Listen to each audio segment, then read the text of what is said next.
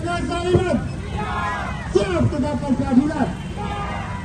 Mereka bermasa anaknya melanggar aturan negara.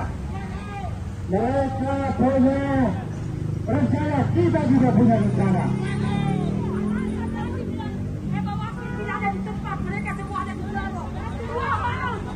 Kami minta saudara-saudara KPU tetap independen, Sebentar lagi kita harapkan dan kita sangat mengharapkan Ketua KPU atau wakil KPU supaya hadir bersama-sama kami. Assalamualaikum warahmatullahi wabarakatuh. Waalaikumsalam warahmatullahi sejahtera bagi kita semua. Bincang-bincang Maiwa TV pada kesempatan kali ini hadir kembali untuk memantau perkembangan yang terjadi di Jakarta, khususnya dalam aksi unjuk rasa terkait dengan indikasi adanya kecurangan pemilu. Unjuk rasa di Jakarta sendiri itu mengajukan beberapa tuntutan. Sementara di Kota Makassar juga secara paralel telah terjadi juga unjuk rasa, khususnya di depan kantor KPU Sulawesi Selatan. Dan info terkini dari reporter kami di lapangan, massa saat ini sedang bergerak menuju kantor DPR Sulawesi Selatan. Mereka saat ini berjalan kaki, sementara ini kami akan mencoba membahas kembali latar belakang unjuk rasa ini sampai secara perlahan itu mulai merebak di berbagai kota. Bagaimana Pak Andi Ilham mengenai perkembangan yang terjadi ini? Ini suatu bentuk letupan dari masyarakat atau elemen masyarakat dalam melihat indikasi kecurangan pemilu ya mungkin. Ya. Jadi ini sekarang ini di Jakarta, khususnya di depan gedung DPR berlangsung aksi demo dari sejumlah elemen masyarakat. Ya. Ini kenapa disebut elemen masyarakat? Karena ini sudah bukan lagi pada satu jenis kelompok masyarakat tertentu. Termasuk misalnya bukan lagi sekedar pendukung pasangan calon, tapi juga sudah istilahnya elemen masyarakat sudah mulai gabungan. Di Jakarta itu berdasarkan pantauan kita di pemberitaan tadi itu massa berkumpul depan DPR sejak sebelum Jumatan. Sebelum Jumatan ya, mereka itu ada gambar di yang beredar itu bahwa aksi di depan DPR itu berlangsung sejak sebelum Jumatan, bahkan massa sempat melaksanakan salat Jumat depan gedung DPR RI ya. DPR RI Jalan Gatot Subroto. Kalau yang di Jakarta itu mungkin cukup banyak, bahkan ribuan seperti kita lihat, dan temanya masih sama dengan apa yang beredar di media sosial maupun media mainstream selama ini, bahwa soal tuntutan pemilu curang, terus mendukung hak angket, bahkan maksulkan Jokowi. Tema yang ketiga ini rupanya tetap masih berjalan. Iya. Jadi ini momen 1 Maret ya, jadi momentum ya. Sepertinya ya. 1 Maret kan ya sepertinya dipanggil momen 1 Maret, tapi berdasarkan penelusuran kami tadi di lapangan, khususnya yang demo yang berlangsung di Makassar, ini kayak semacam prolog. Jadi demo ini semacam pembukaan untuk aksi demo-demo selanjutnya. Karena memang diperkirakan demo ini akan bereskalasi. Berarti ini ada korelasi ya antara unjuk rasa Kamisan yang sebelum beberapa minggu kemarin sedang berlangsung, itu yang berlangsung dengan aksi unjuk rasa hari ini. Kalau Kamisan kan memang aksi yang berlangsung sejak beberapa tahun yang lalu. Ya. Kamisan itu tapi kan ada korelasi kira-kira. Sepertinya lain. Meskipun kalau dibilang berhubungan ada, tapi sebenarnya tema mereka kan sejak dulu kan soal pelanggaran HAM. Pelanggaran HAM. Karena mereka itu yang berdemo Kamisan itu depan istana itu itu menyangkut soal korban penculikan ya pada era awal-awal reformasi. Ya. Nah, kalau yang ini kan ini murni demo soal hasil pemilu yang kemarin, yang kontroversi soal dugaan kecurangan, ya, kira-kira begitu. Ya, kalau melihat daripada jumlah massa ya yang mengikuti aksi unjuk rasa hari ini, kemungkinan besar itu akan ada penambahan amunisi peserta juga ya kira-kira. Ya, ini istilahnya ini kan masih lama nih pengumuman hasil pemilu nih, dalam hitungan minggu lah gitu kan. Tanggal 20. Tanggal 20 ya. Berarti akumulasinya ini kira-kira puncaknya ini apakah berlangsung puncaknya sebelum tanggal 20 atau pas tanggal 20? Ya, tergantung perkembangan politik. Ya. Kalau angket berjalan berarti puncaknya setelah tanggal 20. Setelah tanggal 20. Karena kan angket itu kan jalan setelah pengumuman pun angket tetap jalan misalnya. Ya, tetap berjalan. Itu tentu puncak tidak akan, atau mungkin ada puncak-puncak lain. Ya. Yang pasti pada tanggal 20 tentu akan ada. Ini perkiraan kita ya. Ya. Tentu akan ada gerakan. Nah, jadi tapi setelah itu misalnya ekspektasi publik misalnya tidak seperti yang diharapkan, tentu akan bereskalasi pada gerakan-gerakan yang lain. Ya, betul. Nah, khususnya soal ini banyak akan dipengaruhi oleh hak angket akan bergulir atau tidak. Nah, sekarang kan perdebatannya jadi nggak ini bergulir. Ya. Nah, gitu kira-kira. Ya. Nah, mungkin ada aksi yang di Jakarta itu yang di apa namanya berlangsung, dan bisa kita lihat. Nah, ini aksi yang sedang berlangsung di Jakarta.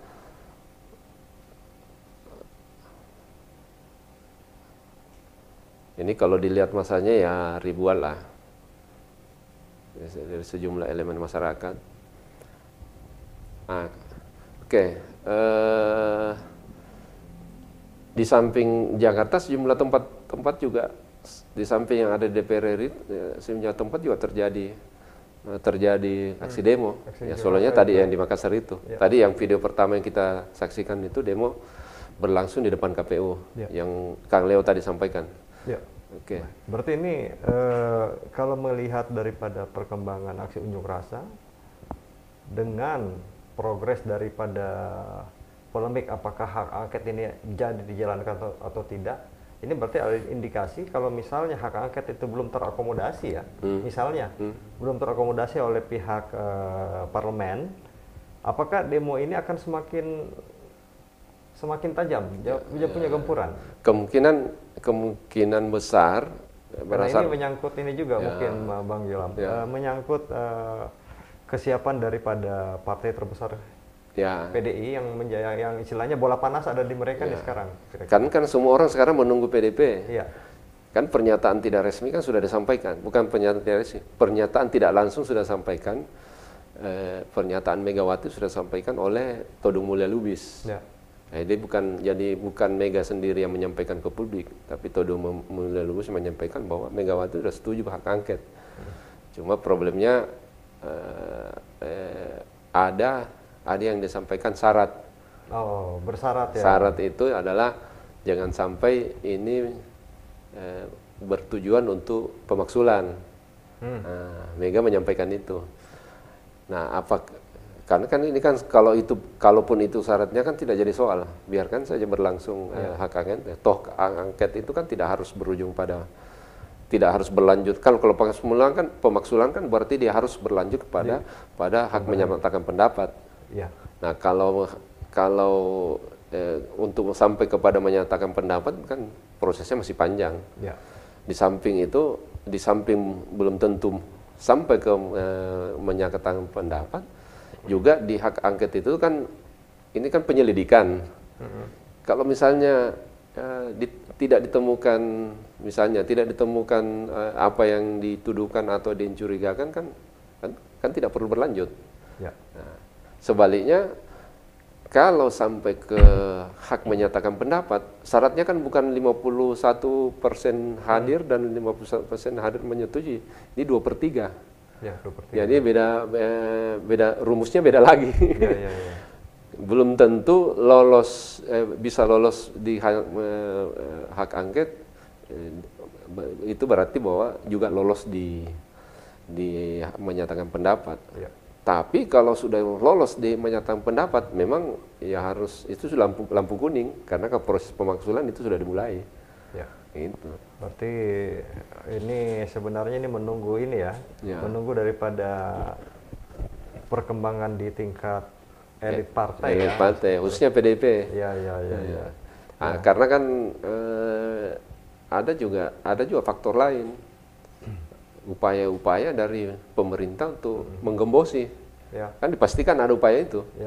Nah, kalau misalnya kalau mereka berhasil kan tentu akan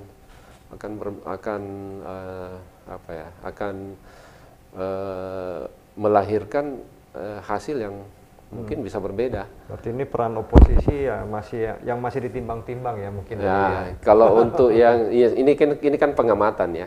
Ini pengamatan sejauh yang kita lihat, kalau untuk 3 partai yang ada di koalisinya Paslon 01 ya relatif kan sudah ada pernyataan kan, baik sekjen maupun para ketua umum. Yang masalah itu ada di PDIP, karena yang baru bersuara selama ini lantang itu baru elit-elitnya, belum dewanya. Belum dewanya. Ya. Berarti ini sebenarnya ini di tingkat secara ini ya wacana untuk hak angket sebenarnya mereka setuju. Cuma tinggal sekarang mungkin simpelnya ini menyangkut ramuannya ini gimana nih supaya bisa menyangkut soal strategi juga. Tapi ada juga yang pertimbangan lain. Jangan sampai belum resminya Mega menyampaikan sikap itu mungkin terkait soal sandra menyandra. Karena kan itu faktor juga yang mesti dipertimbangkan. Apakah PDIP ini ragu atau tanda kutip ya ragu secara terbuka menyatakan mendukung hak angket, karena tentu masih ada sandungan-sandungan. Karena kan tidak bisa dipungkiri, PDIP ini kan adalah bagian dari pemerintahan. Sampai hari ini secara resmi masih ada dalam pemerintahan. Maka tentu tidak menutup kemungkinan ada faktor-faktor yang terkait soal katakanlah korupsi, dugaan korupsi yang juga menyeret orang-orang seputaran. Beberapa apalagi delegasinya mereka di tingkat pemerintahan maupun di ini. Oke, Bang Andi, kalau melihat dari perkembangan ini sejauh mana kira-kira penanganan dari pihak-pihak aparat ya, khususnya aparat keamanan, baik itu dari TNI maupun Polri dalam bersikap. Karena kita tahu sekarang kan peta pemerintahan sekarang ini memang sangat-sangat boleh dikata mendapat proteksi yang kuat juga dari dipastikan. Pastikan kan ini kan permainan. Makanya sepanjang aksi demo itu dilaksanakan dengan damai, saya kira tidak ada persoalan. Nah, kita ada paket kita wawancara tadi dengan dua orang tokoh masyarakat yang ada di depan kantor KPU, menyampaikan beberapa hal terkait demo yang berlangsung di depan KPU yang kebetulan yang kami di Kota Makassar tadi. Kota Makassar yang berlangsung di depan kantor PK di jalan di Pangeran Veteran. Kita dengarkan. Ya, hari ini aksi apa nih? Teman-teman ini melakukan aksi damai. Tujuannya apa nih?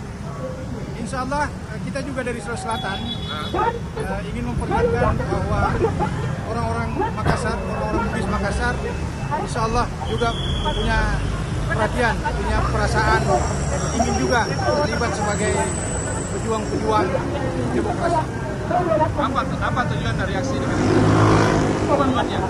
Ya setidaknya komunitas ini, komunitas anti demokrasi yang ada di Sulsel ini ingin juga memperlihatkan bahwa kami di Sulsel juga prihatin dengan kondisi cacat demokrasi yang ditampilkan oleh pemerintah sekarang. Pak Mice, akan berlanjut ini aksi ini kira-kira? Kira-kira akan berlanjut ini sampai mana? Ya, Insya Allah ya. Akan ada aksi-aksi lanjutan. Ada, gitu ya. Ada yang mau disampaikan? Ya, begini Dinda. Saya kira kalau kita terlalu mengharap kepada gerakan hak angket, saya sebenarnya ada khawatir ya, karena adanya perimbangan suara kelak nanti ketika misalnya beberapa partai pindah ke Jokowi. Jadi yang paling penting menurut saya sebenarnya adalah ekspresi menolak kecurangan. Ini yang perlu tekanan yang cukup besar. Kalau tekanannya cukup besar, insya Allah. Cuma rasanya orang Indonesia belum memiliki kemampuan untuk mengeksploitasi tekanan yang cukup besar. Kita ini masih katakanlah masih kurang percaya diri lah sebagai bangsa. Oke Dinda. Ya. Pak Mice ada pesannya? Ada pesan nggak? Oke. Berjuang menegakkan keadilan. Terima kasih. Ya, pemirsa, berikut tadi beberapa cuplikan dari tokoh masyarakat wawancara dengan reporter kami di lapangan. Melihat dari perkembangan unjuk rasa yang terjadi pada hari ini di depan kantor KPU Jalan Andi Pangeran Patarani. Bang Ilham, melihat daripada turunnya beberapa tokoh masyarakat ya, khususnya elemen masyarakat ini dalam menyikapi perkembangan yang terjadi di pemilu ini, apakah ada kemungkinan beberapa kota besar juga akan terkena demamnya, bukan demamnya sih sebenarnya, akan gayung bersambut juga, seperti itu. Saya kira ini kan seperti yang disampaikan tadi, video tadi itu sebagai pernyataan dari tokoh masyarakat. Beliau adalah Aristo. Ya. Yang satu itu adalah Miswar.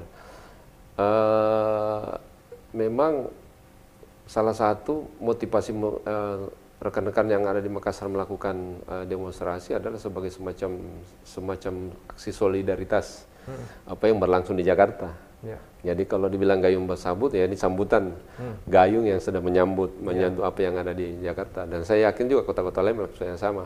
Kami juga mendengar bahwa ada juga aksi serupa masih di Jakarta tapi di KPU. Di KPU ya. Di KPU, di gedung KPU. Jadi memang berdasarkan informasi yang kami dapat di lapangan, aksi ini semacam pendahuluan karena ini akan berlangsung, kemungkinan diperkirakan aksi-aksi serupa ini akan berlangsung dalam tempo yang agak lama. Jadi dilakukan secara bertahap dan tentu yang paling penting adalah menghindari aksi-aksi kekerasan supaya ini semua berharap supaya aksi ini berlangsung damai dan tertib. Saya kira semua juga berharap begitu. Masyarakat yang sebagai termasuk pengguna jalan juga berharap ini berlangsung tertib. Dan ada video satu lagi itu soal harapan dari pihak kepolisian untuk semoga ini berlangsung tertib.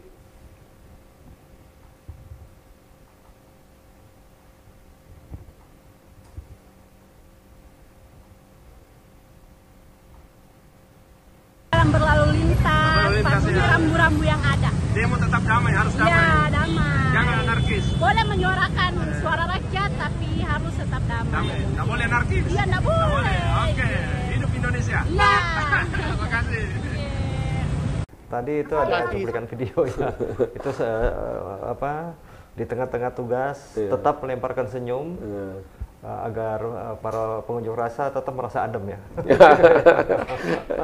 Ya terutama ini pesan-pesannya ya, meskipun kita boleh dibilang standar, pesan-pesannya jaga ketertiban lalu lintas, jaga keamanan, ya demo jangan anarkis, anarkis, dan saya kira itu adalah pesan umum dan patut jadi acuan bagi para pengunjuk rasa.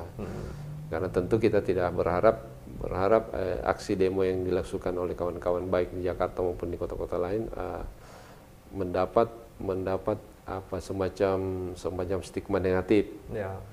Karena kalau muncul justru stigma negatif kan tentu poin yang akan disampaikan, pesan-pesan yang akan disampaikan khawatir terjadi distorsi kan, tidak sampai atau sampai tapi tidak sempurna, kira-kira begitu.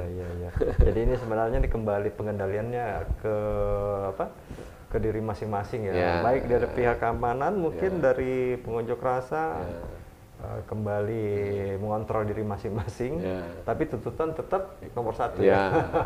Meskipun sebenarnya di pihak lain ada juga yang bilang begini, kalau terlalu damai nggak seru. Ya kalau mau seru-seruan boleh lah, tapi jangan sampai merusak atau apa. Kira-kira begitu. Namun memang di sini memang ada perlu seperti psikologi masa demo, kadang-kadang harus ada unsur kejutan juga seperti itu ya. Kalau misalnya masa dengan aparat berhadapan-hadapan, kalau sering dorong-dorong bolehlah, tapi jangan pukul-pukulan. Saya kira itu tetap harus dijaga karena kan yang gerakan seperti ini kan kita tidak tahu masa dalam yang hadir dalam kumpulan massa itu siapa-siapa saja kan. Bisa saja ada provokator yang tersim dalamnya, tentu akan merugikan semua, baik pihak massa maupun pihak aparat. Dan tentu pihak aparat juga diharapkan juga bisa ikut membantu juga melihat siapa-siapa yang kira-kira berpotensi melakukan aksi-aksi yang bisa merusak ini. Jangan sebaliknya, jangan justru pendemo yang distigma sebagai provokator. Saya kira pemirsa, sejumlah aksi demo yang sementara ini berlangsung memang masih terus akan berlanjut, dan frekuensinya pun entah itu 1 minggu sekali atau atau berapa hari kemudian kembali ada terjadi aksi. Namun tetap kita dari redaksi Maiwa TV akan memantau perkembangan terkini yang terjadi khususnya di Kota Makassar sendiri dan kota-kota lain. Dan bila kupasan kami kali ini belum terasa lengkap, karena memang aksi demonya memang tiba-tiba tiba-tiba dan memang berdasarkan informasi yang kata dalam lapangan memang semacam pendahuluan ada prolog. Ini belum ada penutupan jalan. Nggak tahu ya kalau sore-sore nanti ini yang di depan gedung DPR kita nggak tahu. Tapi sejauh ini saya kalau lihat eskalasi massa belum terlalu banyak. Tapi itu cukup lah untuk sebagai awal mula dari gerakan. Saya kira itu, dan mudah-mudahan ini suasana kondusif ini bisa berlangsung sampai selesai. Baik, pemirsa, demikian tadi bincang-bincang redaksi Maiwa TV. Dan sebelum bulan suci Ramadan ini mungkin akan semakin intens karena ini kan di minggu-minggu depan atau 2 minggu ke depan itu kita sudah memasuki ibadah bulan suci Ramadan. Kita nggak tahu nih, tapi misalnya kalau ada perkembangan mudah-mudahan kita bisa menyampaikan perkembangannya. Oke, baik. Ya pemirsa, saya Leo Priatuwardiana dan Bang Andi Yulham dari redaksi Maiwa TV mohon pamit undur. Nanti kami akan kembali lagi dengan informasi terkini. Sampai jumpa. Wassalamualaikum warahmatullahi wabarakatuh. Waalaikumsalam warahmatullahi wabarakatuh.